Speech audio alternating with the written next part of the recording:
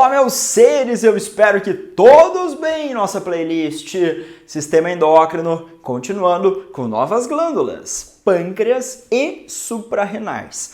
Foco principal no pâncreas, nos seus hormônios para regulação na taxa de glicose, com nomezinhos xaropes. Mas antes da nossa aula, inscreva-se no nosso canal, deixe seu like, ative as notificações para o mais rápido chegarmos até você com aulas de biologia para vestiba, Enem, concursos e você brilhar. E você que usa biologia aí para conhecer mais esse mundo maravilhoso, esse mundo biológico ao nosso redor, o nosso canal tem aulas semanais. Então inscreva-se aí e vamos ajudar você com esse conhecimento. Pâncreas. Temos um pâncreas. É uma glândula anexa lá do sistema digestório que produzia e liberava o suco pancreático. Aquele suco pancreático era a porção ou a secreção exócrina do pâncreas. Alguns vestibas que você vai prestar vão trazer os termos pâncreas exócrino, que ele está pensando na porção exócrina. Aqui você vai pensar no pâncreas endócrino. O que seria o pâncreas endócrino? Que produz e libera os hormônios na corrente sanguínea. Então, você lembrou lá da aula de histologia. O pâncreas é uma glândula mista ou anfícrina. Tem uma secreção tanto exócrina quanto endócrina. E aqui, no nosso foco é o pâncreas endócrino, que vai produzir e liberar os hormônios insulina e glucagon. Então, nós conseguimos ver imagens do pâncreas e identificar células distintas. Um agrupamento de células é chamado de ilhotas pancreáticas ou ilhotas de Langerhans. Células alfa, células beta aqui no nosso destaque principal. Você que já passeou pelo ensino superior, tem células delta, células PP, mas falaremos em outros momentos aqui no nosso canal. Aqui, células alfa e células beta. As células beta produzem e secretam a insulina. E as células alfa produzem e liberam o glucagon. Então nós teremos produção e liberação desses dois hormônios. E eles são essenciais para controle da nossa taxa de glicose na corrente sanguínea. Geralmente aí variando de 70 a 90 microgramas por decil de sangue. Nós conseguimos isso analisando período de jejum, 6 a 8 horas. Então vou fazer um exame, o médico pediu para medir a glicemia. Você pode furar o dedinho, coletar lá uma gotinha de sangue e analisar esses valores. Coletar o sangue, fazer a hemoglobina glicada, glicose que se associa lá à hemoglobina, resíduos de açúcares, outras técnicas que existem para analisar a quantidade de glicose a longo prazo. É essencial que nós tenhamos a glicose viajando na nossa corrente sanguínea, porque a glicose é o principal combustível. Imagina seu automóvel, imagina sua casa, imagina a bateria do seu celular ou o que você está assistindo aí. Tem energia para estar funcionando. Tem um combustível. A glicose, o oxigênio são combustíveis para manter a produção de ATP e as nossas atividades. Então nós precisamos manter taxas de glicose. O nosso sistema nervoso usa predominantemente a glicose como fonte de energia. Então, se diminuir demais essa taxa de glicose, nós teremos problemas severos no sistema nervoso. Se aumentar demais a taxa de glicose, isso vai afetar o fluxo do sangue nos vasos sanguíneos. Isso também vai trazer consequências desastrosas. Teremos outras aulas para falar em diabetes, tipo 1, tipo 2 e outros tipos. Mas aqui eu preciso dessas informações. A insulina é um hormônio que promove hipoglicemia. Ok? Se você usar dosagens de insulina, o objetivo é reduzir a taxa de glicose na corrente sanguínea. Então, a insulina é um hormônio liberado pós-refeições. Nós temos uma preparação, começamos a ingerir os alimentos, a digestão e aí a absorção de glicose. Vai aumentando a taxa de glicose no sangue, passa pelo pâncreas, a célula alfa diminui a atividade e a célula beta aumenta a atividade e libera a insulina. A insulina vai dizer para os adipócitos, células de gordura, absorve glicose. Vai falar para o fígado, absorve glicose. Vai falar para o músculo, absorve glicose. Então o objetivo é reduzir a glicose na corrente sanguínea. Lá nas nossas células corporais vai aumentar a glicólise. A glicólise é o consumo da glicose. Era aquela primeira etapa da respiração celular aeróbica. Lá no nosso fígado, lá nos nossos músculos, glicogênese é aquela historinha. É você pegar a glicose e converter em glicogênio. Então nós vamos armazenar. A insulina vai falar, vamos reduzir a taxa de glicose na corrente sanguínea. Tá, mas e essa glicose vai para onde? Tecido adiposo, aí vai ter conversão, vai formar gordurinhas, vai para o fígado, parte dela convertida em glicose e glicogênio, parte formando triglicerídeos, vai para a corrente sanguínea, o adipócito absorve, vai formar gordurinhas e aumentar o consumo dessa glicose. Então, insulina, um hormônio proteico, glucagon, hormônio proteico, que tem o pâncreas como local de produção. A insulina reduz taxa de glicose no sangue, aumentando esses processos, nós vamos consumir essa glicose, vamos aumentar a síntese desse glicogênio para armazenar, vamos aumentar o consumo da glicose para produção de ATP. Baixou a taxa de glicose na corrente sanguínea. Esse sangue está passando no pâncreas, as células beta diminuem a atividade e as células alfa aumentam a atividade.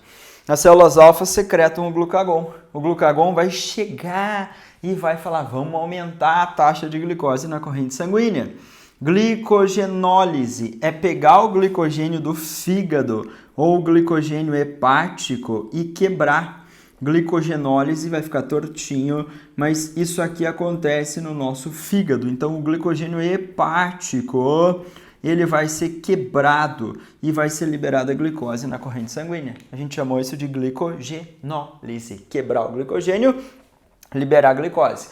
Neoglicogênese é você transformar algo, tipo aminoácido, tipo o glicerol, substâncias que não são açúcares em açúcares. Então, aumento da neoglicogênese ou gliconeogênese. Pensa assim, o glucagon trabalha para aumentar a taxa de glicose na corrente sanguínea.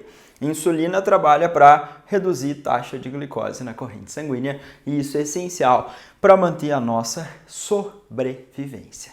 Ok? Então, insulina e glucagon, qualquer coisa printa a tela aí, que a gente vai pensar nos outros hormônios agora das suprarrenais, também chamadas de glândulas adrenais. Suprarrenal e adrenal, temos 2 rins e acima dos rins, as glândulas suprarrenais. A gente vai realizar cortes, analisar na histologia e vai ver uma porção diferente da superfície córtex, diferente da medula, médulos do meio. O córtex, a região superficial, vai produzir e liberar cortisol, aldosterona e androgênios. Eu vou começar de baixo para cima. Androgênios são hormônios masculinizantes. O mais famoso de todos é a testosterona e ela vai ser produzida nos tecidos periféricos. Os androgênios são produzidos e secretados. Só que no sexo biológico masculino, a gente vai ver lá no início do desenvolvimento embrionário, aquele cromossomo Y com o gene SRY, e aí a formação e desenvolvimento de testículos, estruturas masculinizantes na anatomia. E os testículos vão assumir a produção da testosterona. Então a testosterona é o hormônio masculinizante, mas a gente tem a sinalização também na região cortical ou córtex das suprarrenais. Agora, a gente vai ver essa produção também no sexo biológico feminino, nessa região do córtex das suprarrenais. Aldosterona, importante. A gente pensa naquele ciclo renina, angiotensina, aldosterona, que é importante para promover a reabsorção do sódio, eliminação do potássio e a longo prazo controlar a nossa pressão arterial, a força que o sangue fazia na parede dos vasos sanguíneos. Então, aldosterona, cortisol são hormônios esteroides, são hormônios derivados do colesterol. A própria testosterona também era um esteroide, derivado de colesterol. Então, nós temos essa produção e liberação. A aldosterona pode ser chamada de mineralocorticoide. e o cortisol de glicocorticoide, glicos, doce, açúcar. O cortisol é considerado o hormônio do dia. Então, geralmente no nosso despertar, nós temos lá o hipotálamo produzindo e liberando o CRH, que era o hormônio liberador da corticotrofina. O CRH chegou na hipófise e falou, vamos trabalhar a hipófise. A hipófise libera o ACTH, o hormônio adrenocorticotrófico, e ele vai chegar na suprarrenal e vai estimular a produção e liberação do cortisol. E aí a gente vai ter o nosso despertar. Então, o pico de cortisol, hormônio do dia, ele vai influenciar, por exemplo, também na taxa de glicose da nossa corrente sanguínea. Vai auxiliar a neoglicogênese ou gliconeogênese, converter aminoácido, glicerol em açúcares.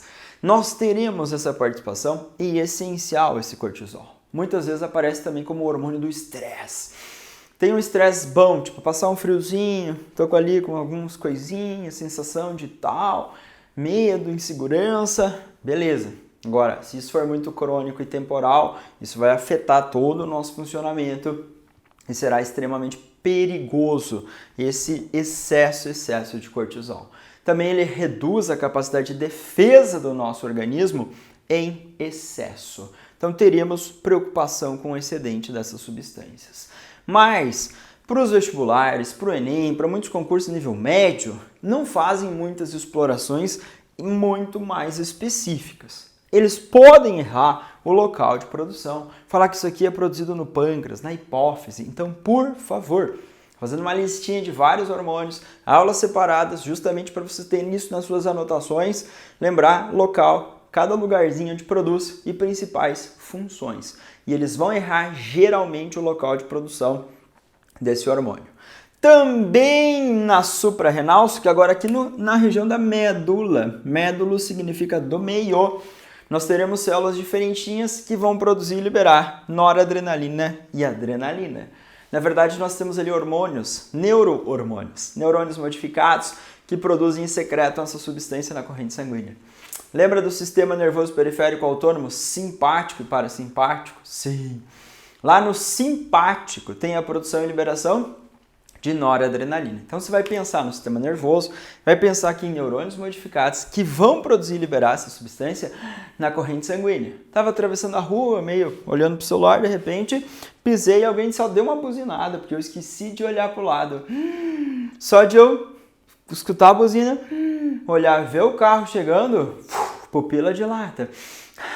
Taquicardia, aumenta a frequência respiratória, libera noradrenalina, adrenalina na corrente sanguínea, sinto aquele gelão assim, tomei um sustaço, você fala, caraca, então aumentou a frequência cardíaca, aumentou a frequência respiratória, pressão arterial, taxa de glicose na corrente sanguínea também sofrendo alteração por esse meu sustão. Mas um dos efeitos de adrenalina barra noradrenalina. Tem diferença na estrutura química, tem diferença em receptores, tem diferença em funções. Ok, no ensino superior a gente trabalha todos esses detalhes. Aqui eu quero o imaginário de vocês, nível básico, local de produção, adrenalina e noradrenalina, se ele falar em sistema endócrino. Então é medula, região do meinho das glândulas suprarrenais. E essas as principais funções que eles vão associar para vocês brilharem.